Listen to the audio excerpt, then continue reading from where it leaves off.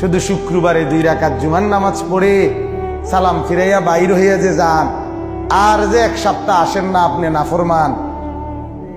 এই 1 সপ্তাহের তো খবর নাই। ওই শুক্রবারের 2 রাকাতেরই কি দশা, এটা কি বুঝনি আমরা? আপনি শুক্রবারের 2 রাকাত তো কিচ্ছু হয়েছে না গড়ার দিক, কারণ এই 2 রাকাত গ্রহণ হইলেও তো আসরের নামাজ পড়তে মন চাইতো।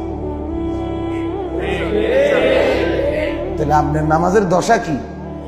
হ্যাঁ, আপনি হাজিরা দেন আইসা আল্লাহকে বুঝান, ঠাট্টা করেন আল্লাহর সাথে, মস্কারি করেন আল্লাহর সাথে, আল্লাহকে সোজা মনে করছেন, বোকা মনে করছেন। নাউযুবিল্লাহ। কি ভাবছেন মিয়া? কি ভাবছেন? কি ভাবছেন?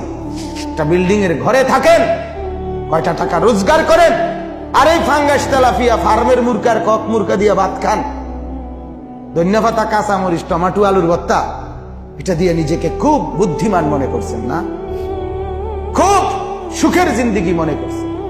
বোকার মধ্যে আছেন, বোকার মধ্যে। নাফরমান বোকা থাকে, নাফরমান বেকুব থাকে, নাফরমান অজ্ঞ থাকে, নাফরমান মূর্খ থাকে।